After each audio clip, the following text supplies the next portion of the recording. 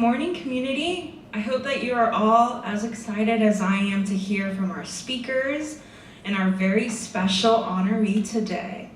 I would like to thank our speakers, our selection committee, our advisory board, our amazing volunteers. You might have seen them as you came down.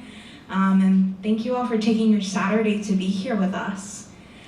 This award has been living in our minds for many years now, long before I was even a part of the library system, and today it's my honor to help bring this to a reality. I want to sincerely thank you all so much for joining us and honoring Benjamin Alire Sáenz as he receives the Inaugural Hummingbird Award in Literary Arts, also known as the Premio Colibrí en Artes Literarias. This morning we will have the opportunity to hear from him and to dive a little bit into his work and celebrate this accomplishment. But first we will hear from our CEO about the so many wonderful Tulsa City County Library accomplishments and how the Hummingbird Award will help us continue moving forward in terms of representation for the communities we serve on a daily basis. I would like to open up the space by talking about the land that we're standing on and taking a moment to acknowledge the historic significance and honor our tribes. The land on which we stand on is a present-day home of the Muskogee, Cherokee, and Osage nations. We give honor and respect to those that occupied the land before us, and we honor the 39 sovereign nations that share geography with Oklahoma, as well as all the Native people that call this land home. We encourage you to learn more about Native history, culture, and contributions, especially with our American Indian Resource Center, as well as our African American Resource Center. Perspective and representation is one of the reasons why we are gathered here today as we honor the very first award. Established in 1999, Tulsa City County Library's Hispanic Resource Center at Martin Regional Library was created to provide library services to the Spanish-speaking community and to serve as a resource for those in the larger community seeking information about the history and culture of Hispanic, Latinx, Latine, and Latin American communities in Tulsa. The center was funded through partnerships with the Hispanic American Foundation, the Hispanic Chamber of Commerce, and other community members. As of this year, the Hispanic Resource Center has over 3,700 materials, as well as 8,000 materials across the 24 libraries, and our Loves department, which is literacy and outreach. Now that you know a little bit about the center, I would like to introduce our fearless leader, Kim Johnson, to welcome you to the space. Please help me welcome her.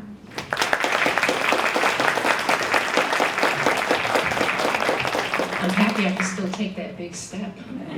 There are stairs that way, just in case. Good morning, everyone. It is so good to see each and every one of you here. Today is going to be a great day. Let me start by officially welcoming the inaugural winner of the Hummingbird Award in Literary Arts, Benjamin Alire Sáenz, to Tulsa. Welcome. We're so honored to have you with us, and we cannot wait to hear from you a little bit later. Applause for him. I also want to welcome, I have two of my board members here. These are my bosses in the front row. I have Moises Echeverria and Ellen Decker, both of them seated here. If you just wave, and thank you so much for being here. And thank you for your support. I started my career with the Tulsa City County Library as the coordinator of the African American Resource Center 25 years ago. I know. A year later, the center was followed by the Hispanic Resource Center, and then the American Indian Resource Center. And while the African American Resource Center and the American Indian Resource Center have awards celebrating literary writers, it was always my goal that we would do the same through the Hispanic Resource Center. Because the library recognizes, as Amarani just mentioned, there's tremendous value in preserving, celebrating, and honoring one's history and culture. So I want to thank the amazing Amirani Perez for her leadership in establishing this award. You want anything done, give it to Amirani and she'll make it happen. Thank you so much, Amirani. I also want to thank the Tulsa Library Trust. They not only support the Tulsa City County Library system as a whole, they also support the Hispanic Resource Center and then this award.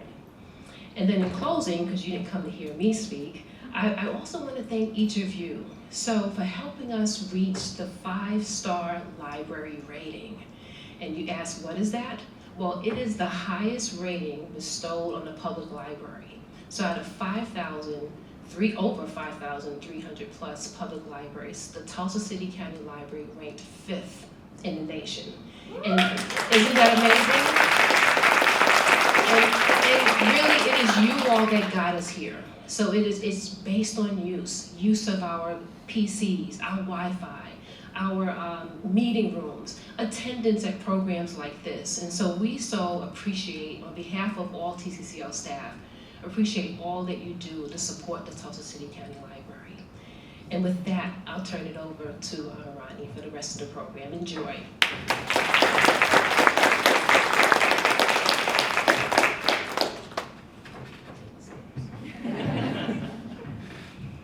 Thank you so much, Kim, and thank you to the Tulsa Library Trust.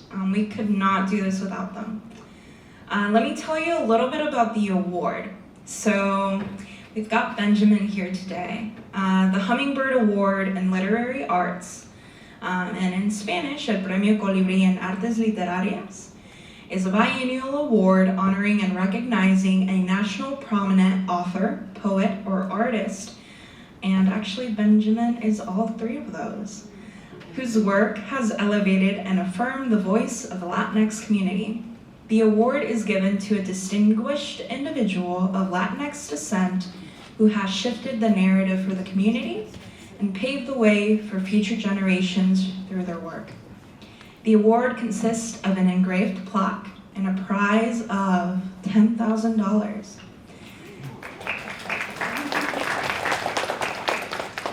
The HRC Award Selection Committee determines the candidates for the awards, and then that is composed of 3 of our community partners, 4 Tulsa City County Library staff with knowledge about our Spanish literature as well as our authors, and then 3 members of our executive leadership committee.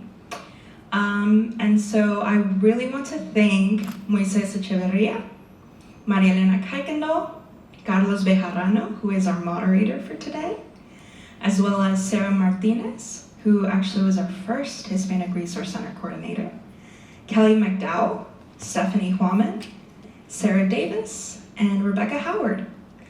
And so with that, I would like to introduce our moderator to you and also thank him for this absolutely beautiful painting.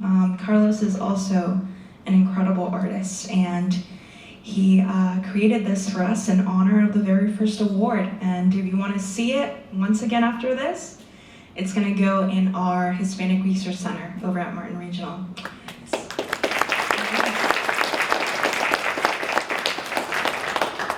All right, and then Carlos is a commissioner for the Greater Tulsa Area Hispanic Latinx Affairs Commission, and he is the former chair.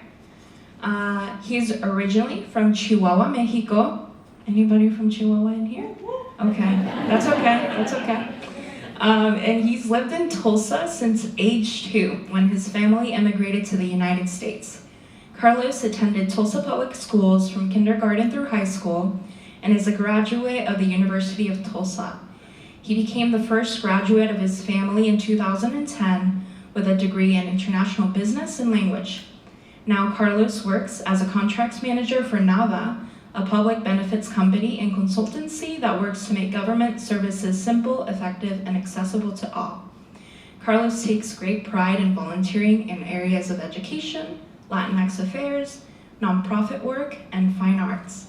He is a graduate of the Hispanic Leadership Institute and Leadership Tulsa's flagship program, and now serves as a commissioner for the Hispanic Affairs Commission, board member for the Community Action Project, CAP Tulsa, and a volunteer on the Board Oversight Committee for TPS, along with other committees and events.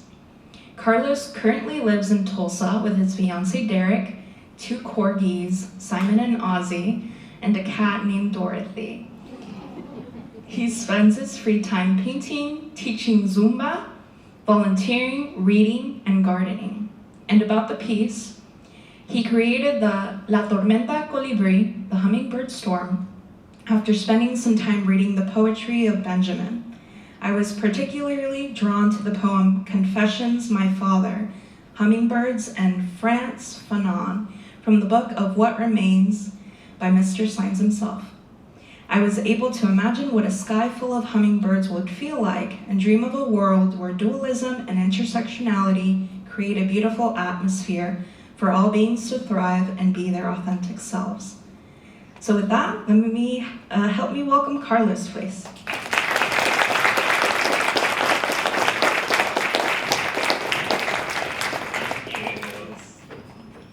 My legs are not as long as Kim's, so I had to take the stairs up there. So, thank you so much, Amarani, for the introduction. Good morning, everyone. Welcome. I just gotta find my spot on here, don't I? So, Amarani explained a little bit about the painting, but I hope you guys take some time to enjoy it. I really had a lot of fun putting that together.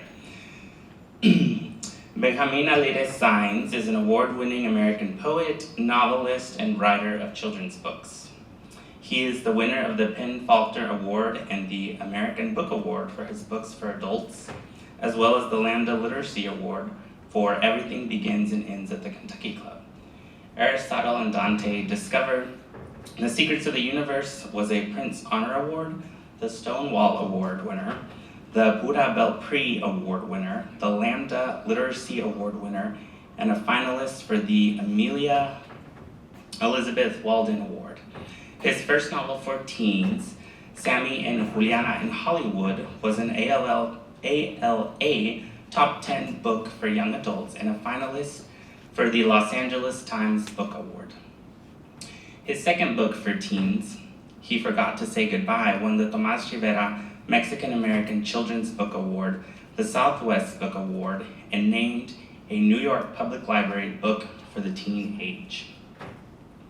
He has also won the Texas Institute of Letters' prestigious Lon Tinkle Award for Lifetime Achievement. Born in New Mexico, the fourth of 7 children, and raised on a small farm near Mesilla, New Mexico, he graduated from Las Cruces High School in 1972. That fall, he entered St. Thomas Seminary in Denver, Colorado, where he received a bachelor's degree in humanities and philosophy in 1977. He studied theology at the University of Leuven in Leuven, Belgium from 1977 to 1981. He was a priest for a few years in El Paso, Texas, before leaving the order. In 1985, he turned to school and studied English and creative writing at the University of Texas, El Paso, where he earned a master's degree in creative writing. He then spent a year at the University of Iowa as a PhD student in American literature. A year later, he was awarded a Wallace E. Stegner Fellowship, while at Stanford University under the guidance of Denise Levertov, he completed his first book of poems, Calendar of Dust, which won an American Book Award in 1992. He entered the PhD program at Stanford and continued his studies for 2 more years. After completing his PhD, he moved back to the border and began teaching at the University of Texas, El Paso in the bilingual MFA program. His first novel, Carry Me Like Water, was a saga that brought together the Victorian novel and the Latin American tradition of magic realism and received much critical attention. In the Book of What Remains, his 5th book of poems, he writes to the core truth of life's ever-shifting memories. Set along the Mexican border, the contrast between the desert's austere beauty and the brutality of border politics mirrors humanity's capacity for both generosity and cruelty. In 2005, he curated a show of photographs by Julian Cardona. He lives and works in El Paso, Texas. And with that, I would like to ask us to all stand as we celebrate and welcome the inaugural winner of the Hummingbird Award in Literary Arts, Mr. Benjamin Alire Sáenz.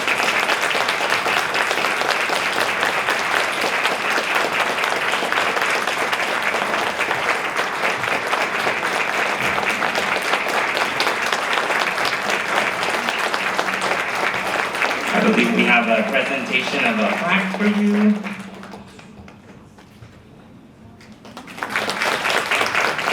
I'm gonna stand over here on this side.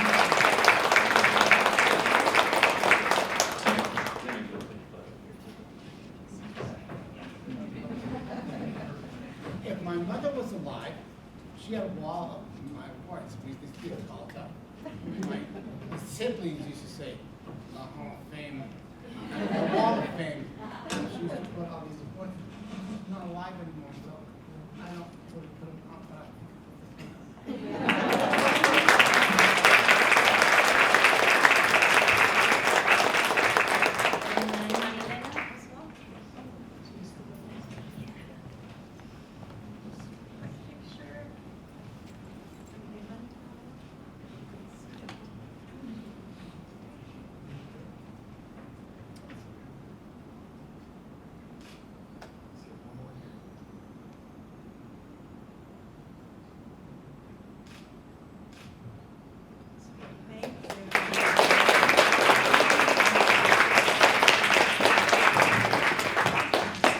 So Benjamin will give you a few minutes to share some thoughts. I'm deeply honored. I always think that when people give you an award, they, apart from honoring whoever receives the award, they honor themselves. They honor the things they believe in. They honor their values and their truth. We give people awards for the things we believe in. And they represent that, and I hope that I somehow represent the things that you are and the best in you. I think we honor, with awards, we honor the best in ourselves and the best in other people. I certainly don't think that you're honoring the worst in me. We won't talk about that one. But I think it is, has been the great honor of my life to live my dream. People, most people in the world don't get to do what they really wanted to do. While I had become a Catholic priest and realized early on in my, after I was ordained, that this was not what I was called to do. And when you're a priest and you realize that you are not called to be a priest, the only honest thing to do is to leave. Because you know that this was not your calling. But I knew what I was called to do. I was called to be a writer. And I didn't know how to go about doing that. But I sure as hell learned how to do it. Because I didn't have a plan B. And my siblings had to laugh at me. They go, oh, let's see, you just left the priesthood. You don't have a job. Oh, now you want to be a poet. Oh, that's a good idea. Well, I was something that lived in me. And this was what I was going to do, and I don't know what, I just knew I was going to do it. I don't know how I knew that. And when I eventually became a writer, and everybody was so surprised, except me. Because I knew that this is what I needed to do, and I was going to do it. And I worked so hard. I remember for about between the ages of 30 and 39, I didn't have any money. I lived from paycheck to paycheck for 9 years, and I got trying to be a writer. I got a fellowship in Iowa, and I remember Iowa City to do a PhD, and I hated Iowa City. And everybody told me that I looked like Geraldo Rivera. Not my favorite Hispanic, not my favorite male, not my favorite anything.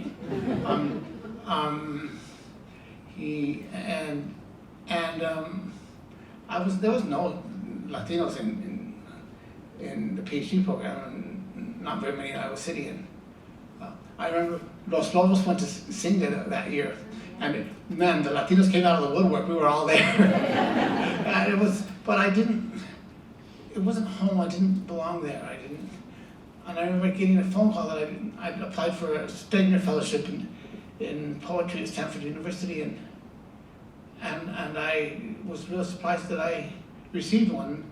There's about 1,400 people apply, and they give 8 out, and so I didn't really expect to get a phone call. So when the woman on the phone told me that I'd received one, I asked her to marry me.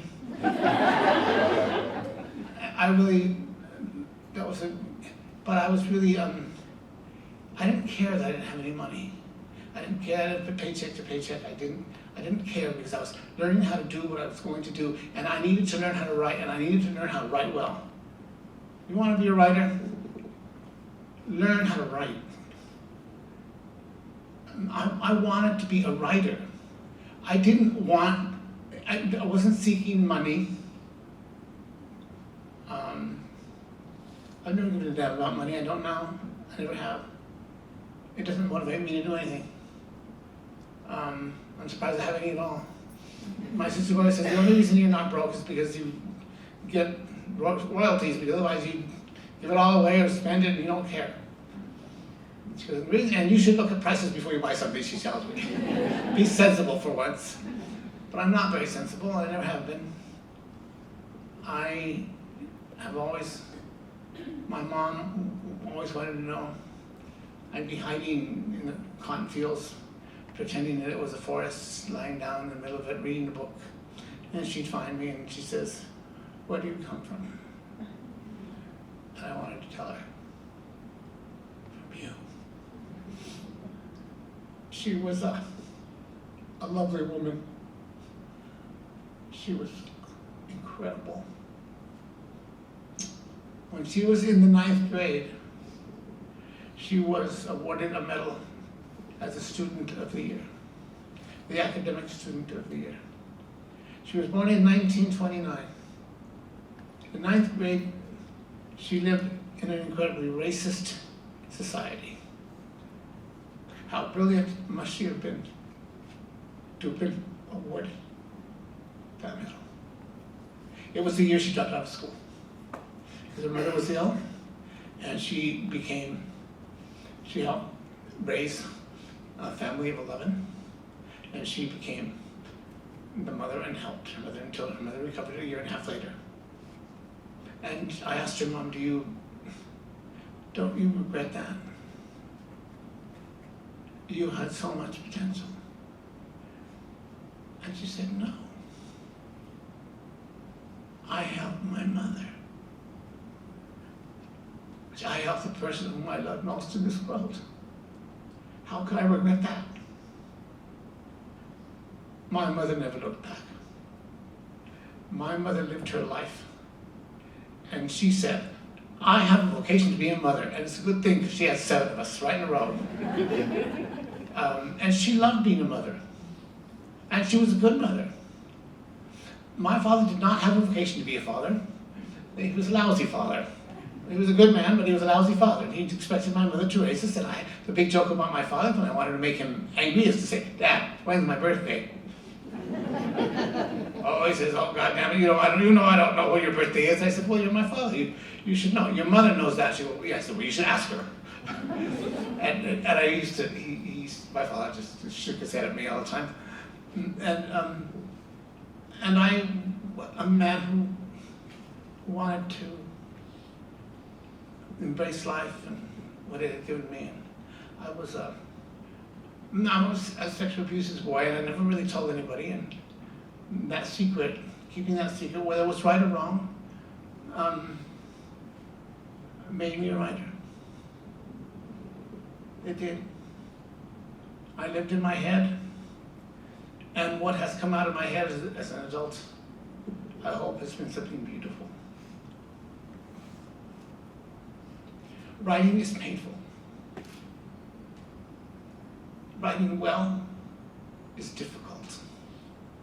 It's work. I used to tell my students in introduction to creative writing, they used to walk in. You know what you want from me? You want to take this class and you want me to say you, and you, and you, and you. You have talent and you're going to be a writer. You have talent, you have gifts. That's not what I'm going to tell you. I'm going to tell you what your dad tells you. You want to be a writer? Work. Work. I don't care how much talent you have, you use that talent in you, and you use it. And don't waste it, and work. Discipline is everything. And I also tell them, when you write something, if it doesn't hurt, it's not going to matter. You have to learn to be vulnerable on the page. In life and as a writer.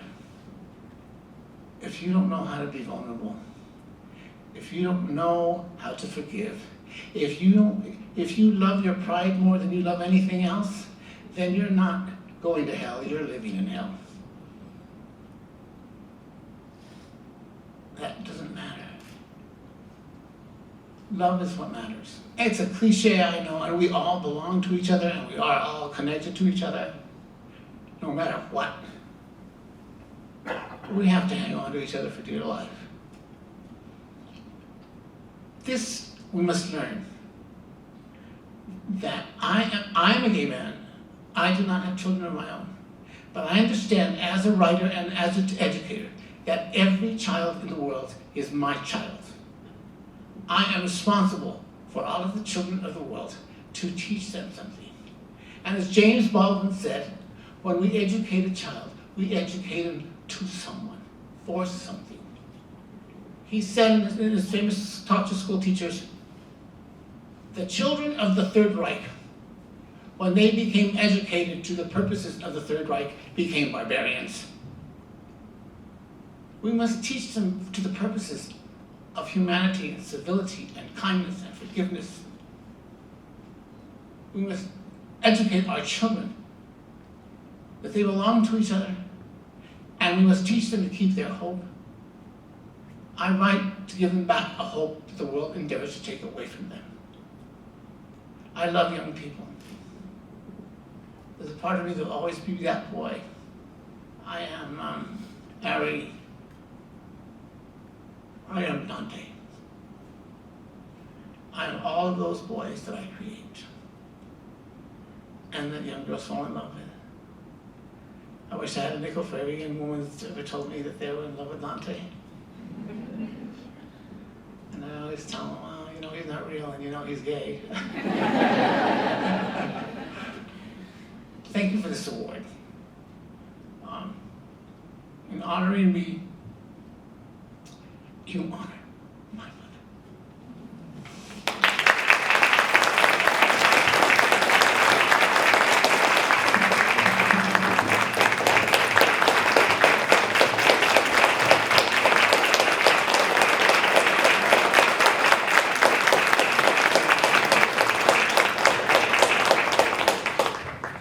Thank you for sharing those words. We're going to go into a short question and answer session. Let me just grab the questions here. We've got some prepared questions first, and then we'll take some questions from the audience as well.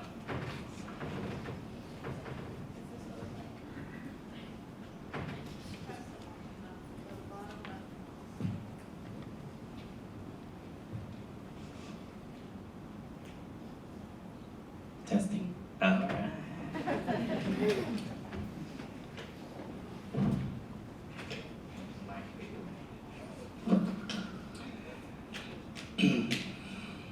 So, Mr. Sáenz, I learned yesterday that you like being called Mr. Sáenz, so I will call you Mr. Sáenz if that's okay. Thank you.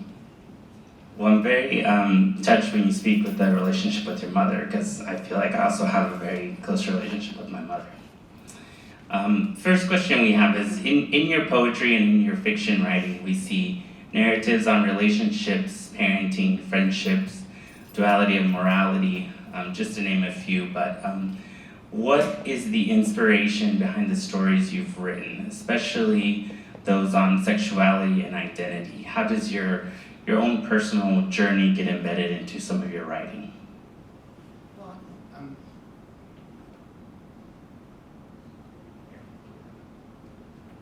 Well, when you write, you invent. You have to invent whatever you want to invent, and it comes from somewhere. But you write, you create these characters, and you write from there. But yet, that's what we do with our lives. We invent ourselves. Every morning when you get in front of a mirror and you put some clothes on and you put makeup on or whatever you put on and you wash your face, you comb yourself, you are inventing yourself. This is what you are representing. You are presenting yourself to somebody. You may present someone who doesn't care, so you just put anything. That is also an invention. Everybody cares. You want to tell people. That was a guy I knew, one of my students, and his hair was so messed up, and it was like, nobody's hair is that messed up. That's really self-creation. And we all kind of do that. We wear who we think we are. We all do that all the time. And we just don't realize it. And so we should do things with intent. When you write a book, you do it with intent. You can't be careless. These are the characters. This is what I want to say with them. This is what I want to do with them. Well, we ought to do that with ourselves. And I think that the two go hand in hand. And my characters are, my adult characters are always people who are really kind of screwed up and hurt and a little bit angry, and they want to get out of it. They want to love, and they want to be loved. And they're so afraid. And I think that's like so many of us.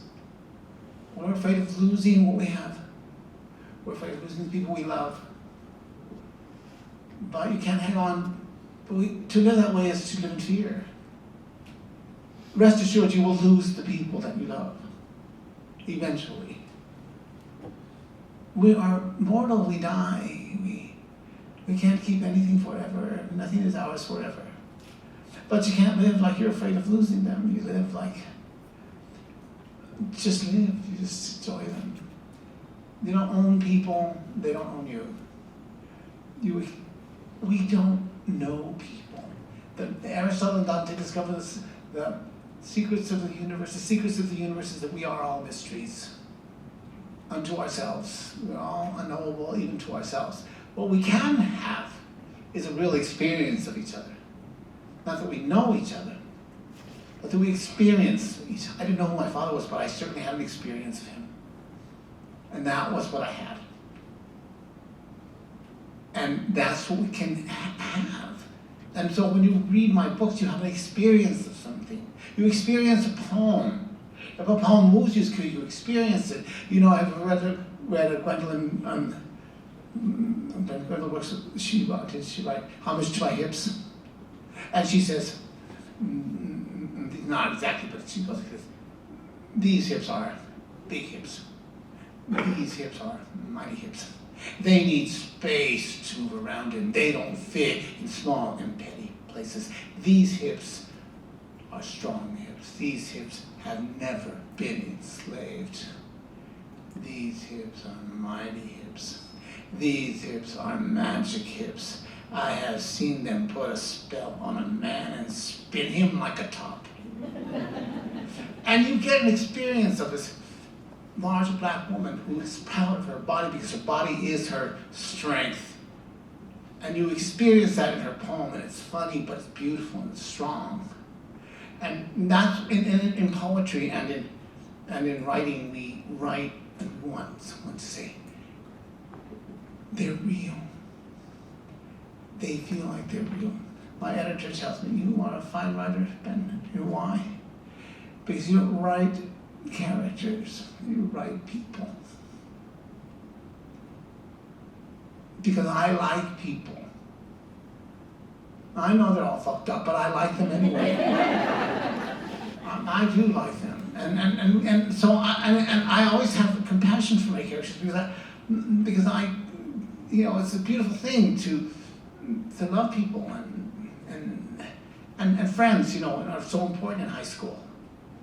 And they're important for the rest of our lives. Friends are not like family, they are family. They are. And if we don't have friends, and we just have family, then you have cheated yourself of something so beautiful and rare. Because friends teach us so much about ourselves, and they love us, and they put us in our place when we need to be put there. We get rid of toxic friends. We should. And sometimes, but we rarely rid ourselves of toxic families when we should.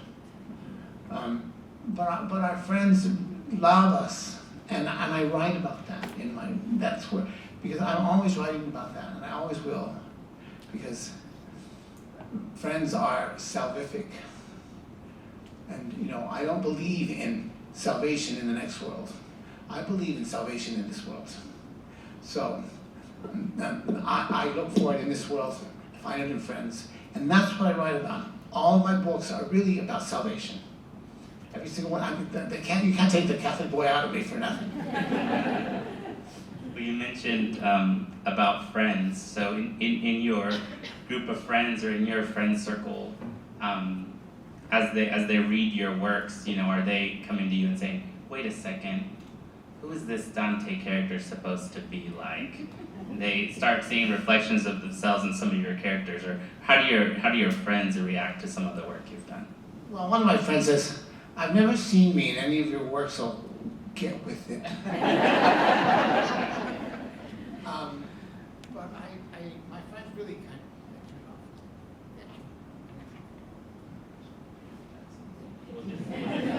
of okay, and I do. My friends are so funny. They are funny. I have a friend of mine, and I've known her since I was 16. She was 18 when I met her. And we're really good friends, and she says, she's really theatrical.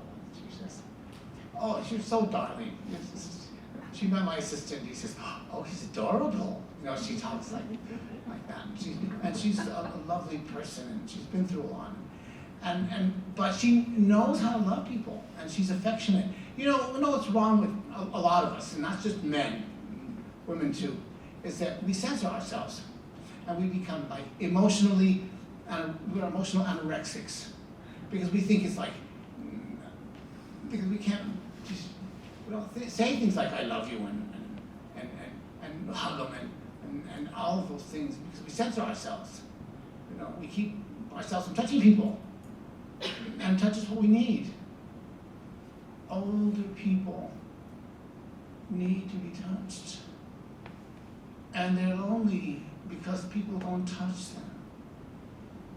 My grandfather took the initiative. When he was older, and he's in the 90s, he'd touch you, take your hand as you talk to him. Well, he needed that. And it was lovely that have your old grandfather take your hand and hold it. And he didn't censor himself. He took what he needed and he was happy. And we are afraid, we should scratch where it itches, We don't scratch, we keep that itch.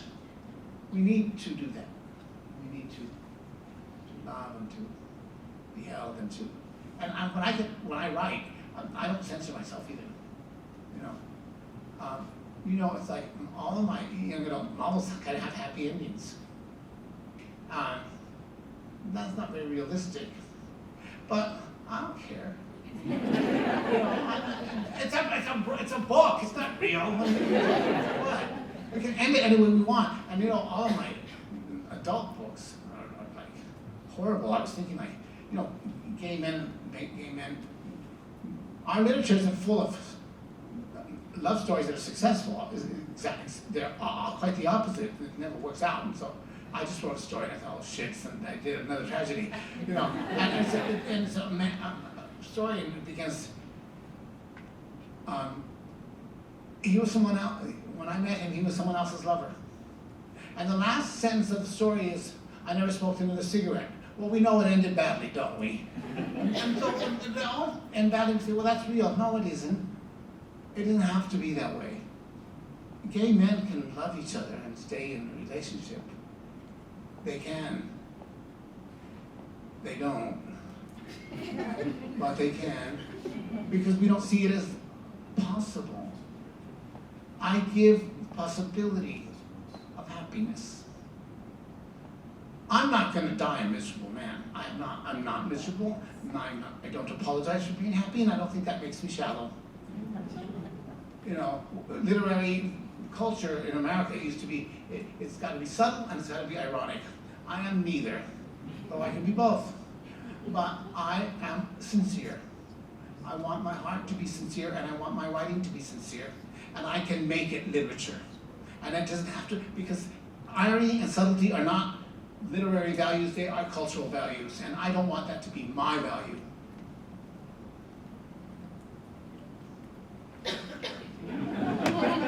Well, I, for one, as a gay man that's getting married this year, I'm very glad that both are happy endings. I think it says love battery.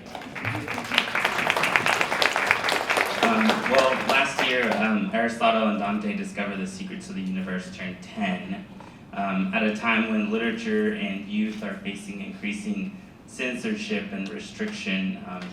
Books like these are helping break barriers.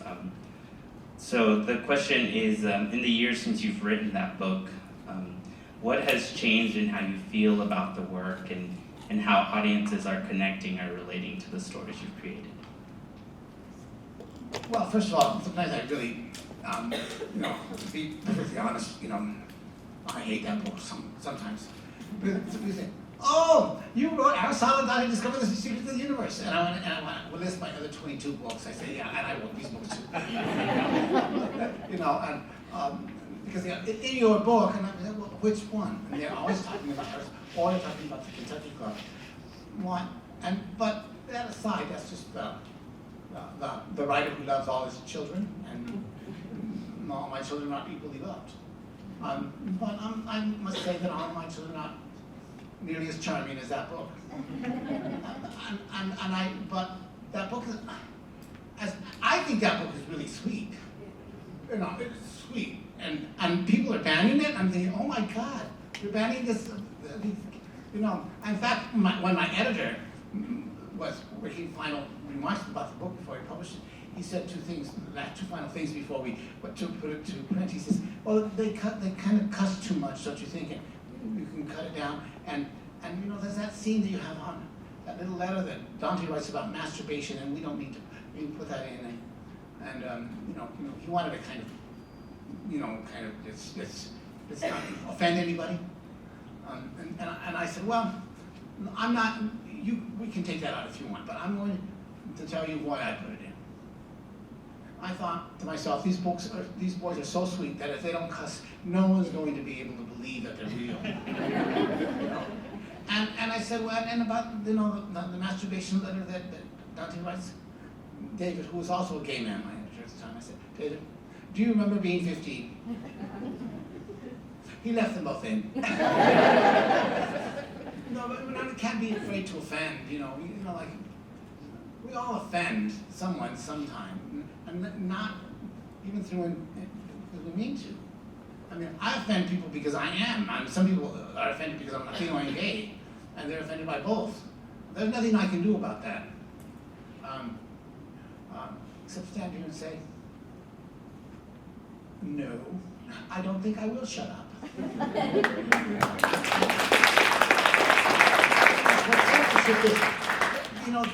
They can't shut me up. That book, by the way, it's been around for 10 years. And the first week, it sold 11 copies. That's it. This was not a promising book. But then it won all those awards at ALA. And that usually gives you a bump for a year. And it did. But the book kept on selling and selling and selling and selling and selling because young people sold it to each other. And educators sold it to other educators, and librarians talked about it, and helped other children. It was a book that was sold hand to hand, mouth to mouth by readers. And today, 11 years after its publication, it has sold over 1 million copies. And it was not sold by PR and any publishing company. It was sold by my readers. That's awesome. And so it was like, and so yeah, you can go ahead and ban it. Go ahead and waste your time. Libraries are not in the business of banning books. They are in the business of offering books to people to come and read, come and pick your poison. We're not in the business of censoring, and neither is democracy.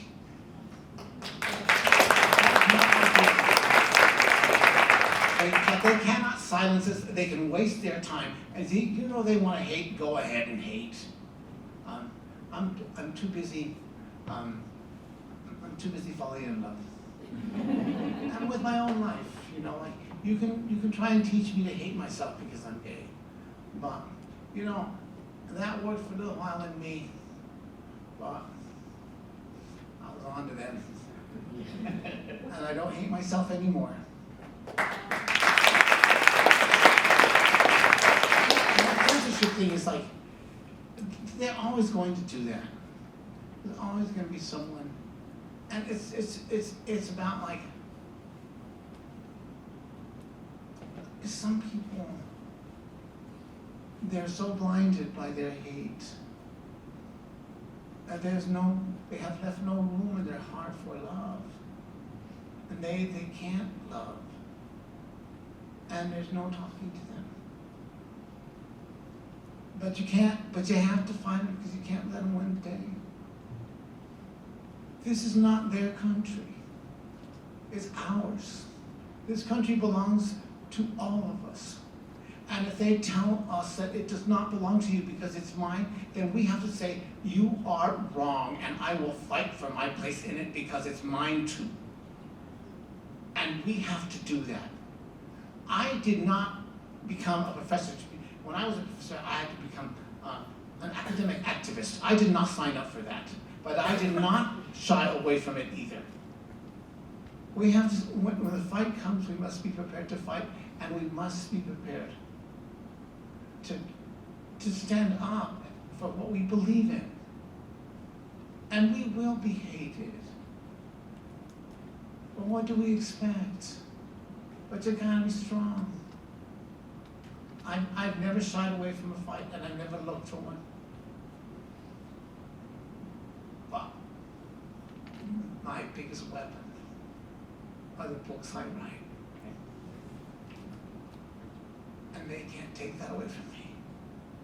And they can't take my readers away from me. I have the loveliest readers in the world. They are awesome.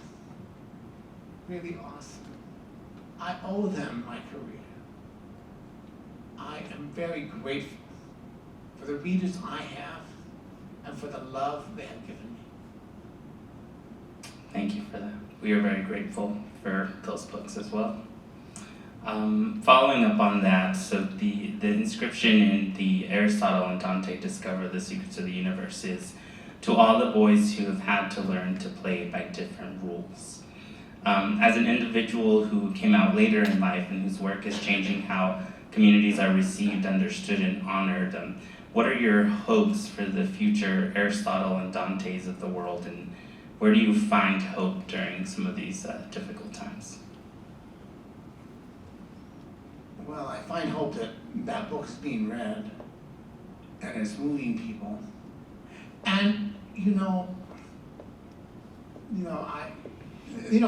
we make fun of academics, but gay intellectuals that teach that book because they're telling their students that there's a paradigm shift in what it means to be a man, and this book represents that. That male identity can be different than what it has been, and that if we are to change the world, Men need to change themselves and how they behave themselves, and what they call, how they define their masculinity. You know, my mother taught me how to be a man, not my father, and so therefore, let's look at that. Let's look at how, what does it mean to be a man? I think maybe kindness ought to be in the definition. I think forgiveness ought to be in the definition. And we gotta remind other men that it's not women who are drama, it's men who are drama. And boy, are we drama. We cause havoc all over the place. And then we're telling women that they're drama. Oh, I said, we're telling them that, you know, let's get a grip on yourself. We go, let's look at reality. Let's look at who we are. And I think other men have to do it because they don't let women do it, because then they call them ball busters or whatever they call them, and then they insult them, you know. But let them insult us. Come on, you know, women don't play this. Women have other issues, but they don't go in a room and to say who's more woman than who. They don't do that, and they do other things, you know. But men do. And in a room with men, we are playing that game. Let's see who's top dog here, you know. And it's terrible. It's killing us. That toxic masculinity is killing us, all of us. And we have to, and I think my writing, academics should remind their students, really grab onto that we have to do something about this. Because toxic masculinity is like, that's why we're killing the earth. We think we can just take anything we want and conquer it and own it without having to pay any. That's what colonialism is. It's toxic masculinity.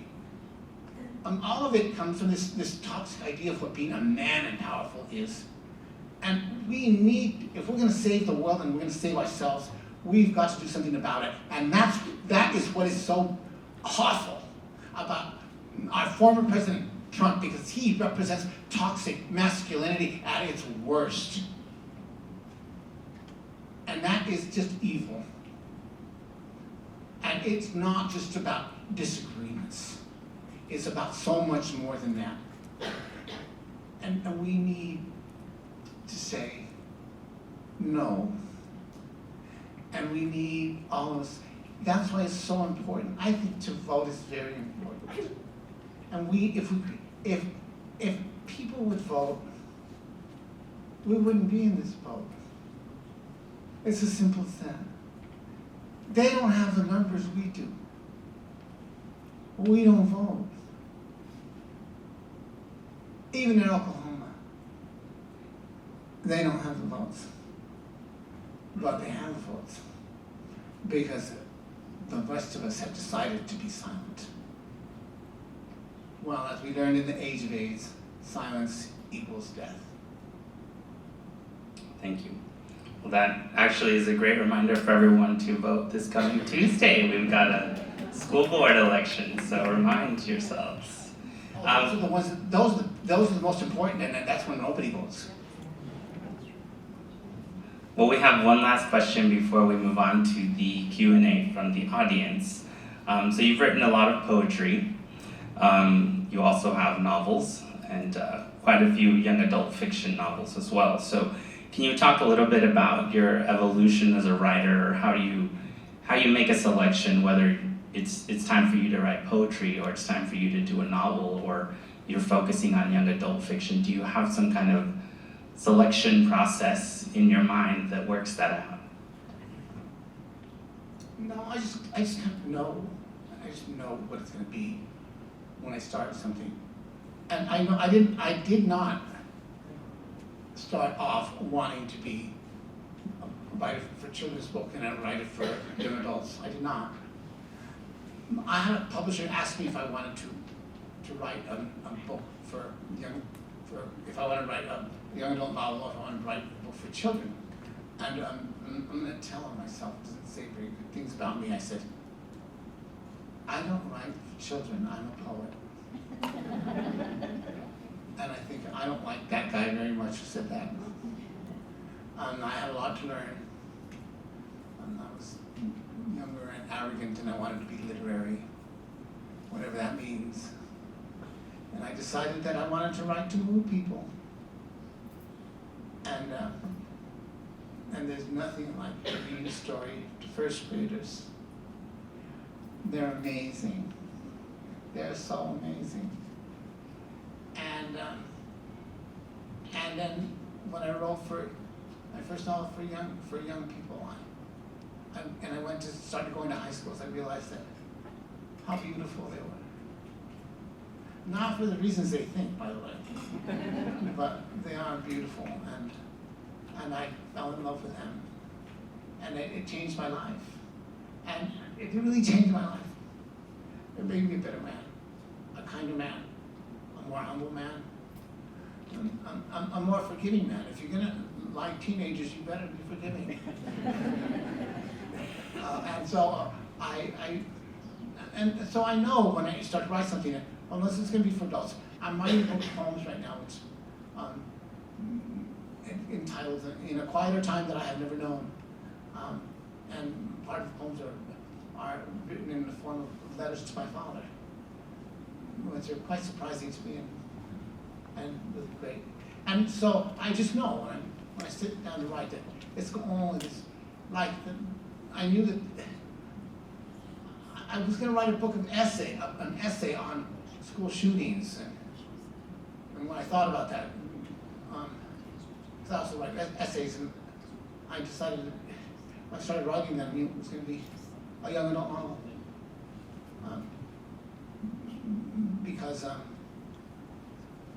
and it's not about shootings; it's about the survivors of shootings, and I think that that's really. We live in a wounded country because there's so many people that live on, and some of those people that lose their children never recover, and we don't know that. We don't know what people go through, and when I lost my niece when she was 13 years old to shooting, I know what it did to my family, and I know what it did to my sister, and I knew what it did to my parents. It's actually destroyed my family. But we recovered, and not all people do. And we need to know that this country is littered with people who have lost their child. And I know what that's like. And so I'm writing a book on the survivors of the school shooting. And it's entitled, When Will the Dead Awaken? It is we who are the dead. It is we who must awaken. Telling me our culture does not insult me. And I think, and I knew that I started writing it, it was not, I knew it had to be about these kids and what their life was like after that. Because that is the story of America. We are the survivors of these tragedies. We don't even know what price we're paying for our own violence and our own love of it. Our love for guns isn't a love for guns, it's a love for violence. We are in love with violence. We are in love with killing. We're not in love with forgiving. And so that's a message I need to write. Because it's a message of vulnerability and pain and love, which is the only way that you can make yourself heard. People don't listen to you if you yell. People only listen to you if you invite them in your moments of darkness. Excellent. Thank you.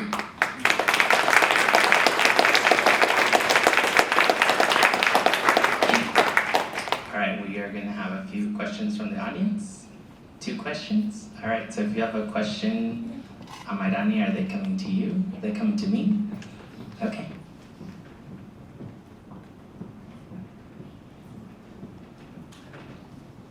Don't be shy. Here we go.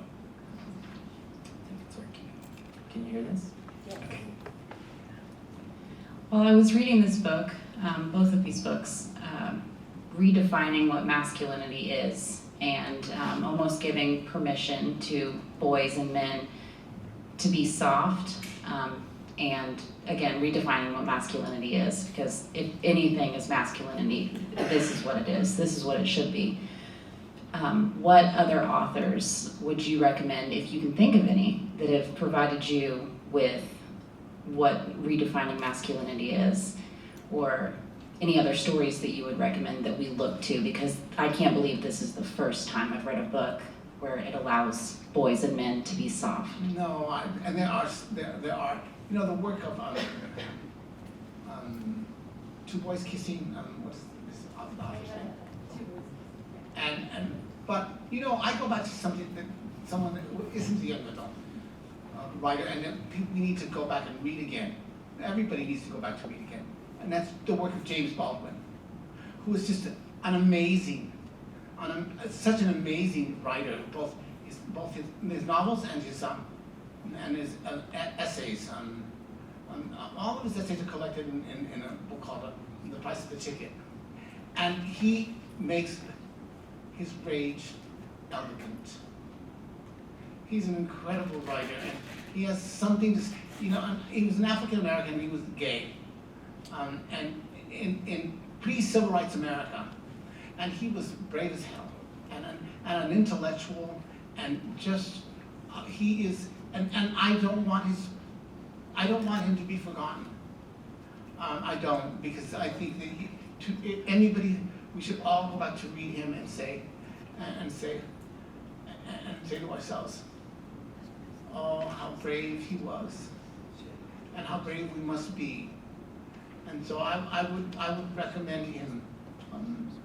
You know, I go back to him all the time. And I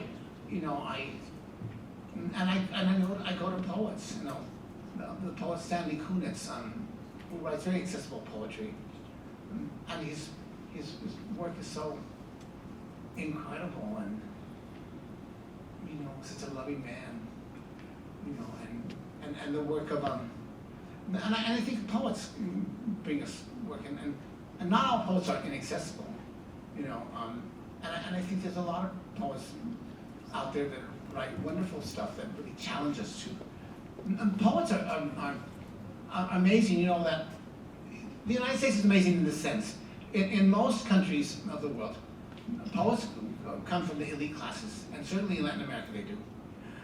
But in the United States, almost all of our poets come from the working classes. After World War II, they all went to school, GI Bill, and they are all from the working classes, which is amazing. You know, they don't come from elite classes, and so they write out of that space, which is so. You know, we shouldn't ignore poetry. We should go, because it has so much to teach us about not softening our hearts and being open to and they are vulnerable and lovely, and you know, and I think that, you know, the African American poets particularly write about their vulnerability, and we ought to read that. You know, I used to teach a section on you know, African American poetry, and I used to begin with Nina Simone's Mississippi Goddamn, and I play that tape, and they go, what? And they go, now that's poems, because you know what? African American people have been so hated in this country, and we do have to understand that they wrote out of a space of real oppression. And you know, Langston Hughes, The Negro Speaks of Rivers, which moves me, and he wrote that poem when he was 19 on a train, and I think that's amazing. And they're so, I find them so moving, their work so moving out of the space they worked out of, and a lot of writers, a lot of Latino writers who wrote under these conditions. I like to say that. I like to say that as a person, I'm proud to be the son of a people who helped make this country great and have never been properly thanked. And I don't think that, you know, the Chinese who built our railroads, have never been properly thanked. The African American people who built the economy of the South on their backs, you know, and we not only not thank them, but we hate them. But to read their work, especially in poetry, I think is important to teach us to learn to be human again. And I think that's important. I think poetry is important, and we have just not done that. And poetry, I mean, poets are crazy, you know. They do think that they're like, oh, I don't do that, I'm a poet. Well, don't listen to them. Just read their work. because it is important and we don't teach poetry to our children, and we should, because you know it's an important genre, and it's not like, I mean, we're allergic to it. Why are we allergic to poetry? It's like, it's so beautiful, you know. Like there's this lovely poem.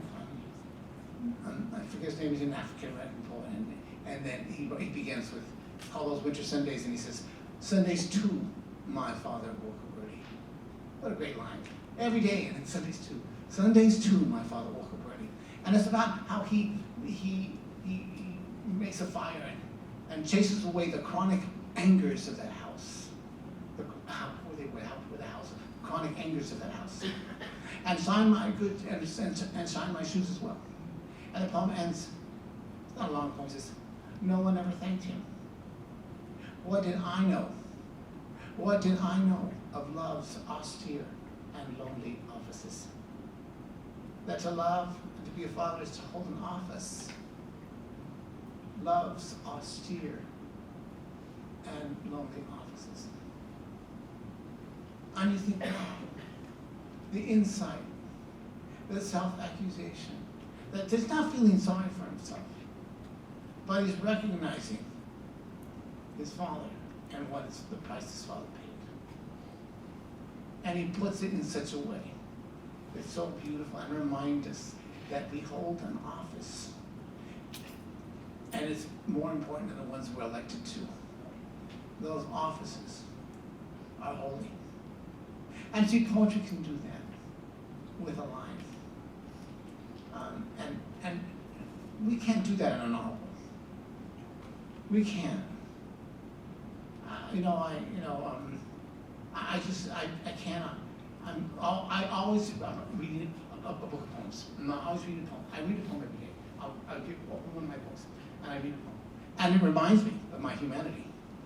And that's what this is all about. And I think that's really important. Because if we all read poetry, maybe we can get rid of a lot of that toxic masculinity.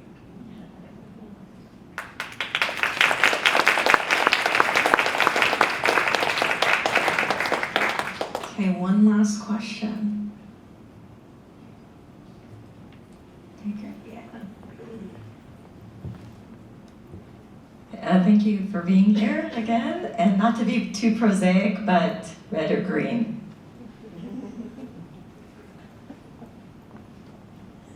My dad's from New Mexico. Chili.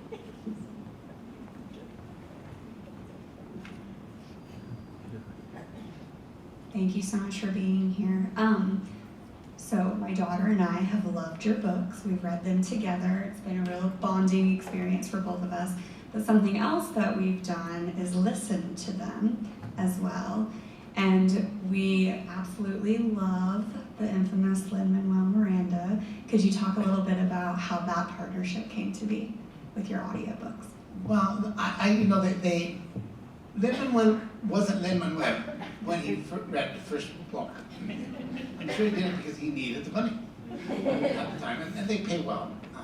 Then he became Hamilton and this. But he's really a humble guy, and he said he loved the book. He calls me Maestro. It's really sweet. And it's Maestro. He sometimes messages me. And when I did the second book, I put it on my social media, and he heard about it, and he said, "Well, I understand that you've written the second book," and I was so moved by your first book, and I loved it, and I was so glad to be a part of it, And I'm so busy right now that I can't make any more commitments, and I don't have the time to read this book, this audiobook, but I'm going to do it anyway, which is, I thought, lovely. And he really, the movie is coming out, by the way, and it's done, and it is, and we've been working on this movie for a long time. H, the director, wrote to me 8 years ago and wrote this love letter about the book, and I thought, like, I want him to do the movie, and so we worked on this, and it finally happened, and we finally made the movie, and then the movie has shown at some film festivals. It was invited to the Toronto Film Festival, which is quite a feat, and then it was at the Miami Film Festival and the film festival in California, somewhere in California, where all the gay guys live, something like that. Palm Springs. Someone asked me, friend, are you going to go to the festival of Palm Springs? I have some friends of mine who live in Palm Springs. Are you going to go to the Palm Springs Film Festival so you can see the movie? And I said, nah, there's too many gay people there. I'm not going to go. And they all laugh at me. And he says, oh yeah, you're always defending straight people, they tell me. I said, well, they need defending. But it was, it's finally, we made a deal. And I forget, it's a Fox something. And we made an international deal with it. And the movie's gonna open nationwide in more than 300 theaters come it's either gonna be August or September. And so we're really excited about it. And I really liked the movie, and I did.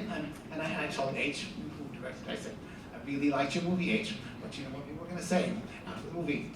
The book was better.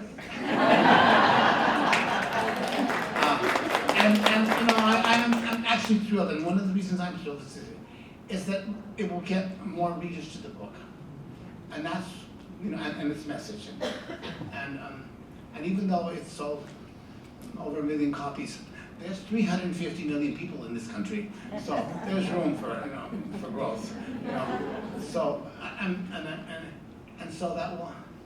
And that will also help me. I'm gathering money, not because I don't need any money, but I want to have, before I die, I want seed money to leave for a museum honoring the working class people of America, because it's a shame that this country doesn't have one. It's a shame that we do not honor the people who built this country, and I want to correct that with the money I leave behind when I die, so that we can have seed money for this museum. Now I want to start in El Paso, on the border, and have sections to all of the peoples who made this country great, and their histories and their names. And that is my dream, to do that, and this will help my dream to start that endeavor, and so I very much want to do that, because I want my legacy not to be about me. I want it to be about the people of this country. I love this country, and it's can be such a shitty place, but I still believe. I don't care. Our founding fathers were not nice people, but they left those words behind, and words matter, and I believe in them. I believe in those words. That all men and women are created equal, and that we are endowed by our Creator with certain unalienable rights. I believe they left words behind to believe in, no matter who they were. And I want my legacy to be a part of it. And to say, these people lived, and these are their names, and they made this country great. And they died building it, not just at war, Oh, that's what we like to do. Yeah, let's honor those that died. Let's honor those who lived and built. Those were Americans.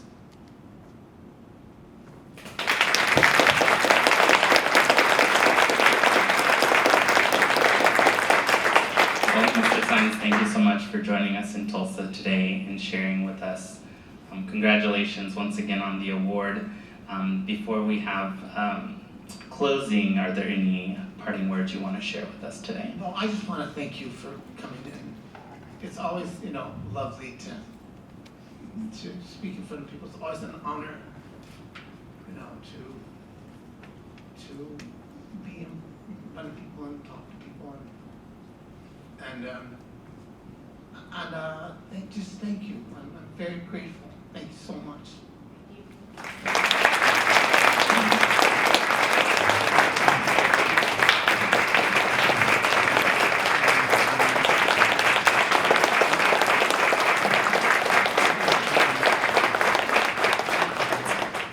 Well, thank you most of all for making the trip to Tulsa, and hope you enjoy the Bob Dylan Center. I know you're excited to visit.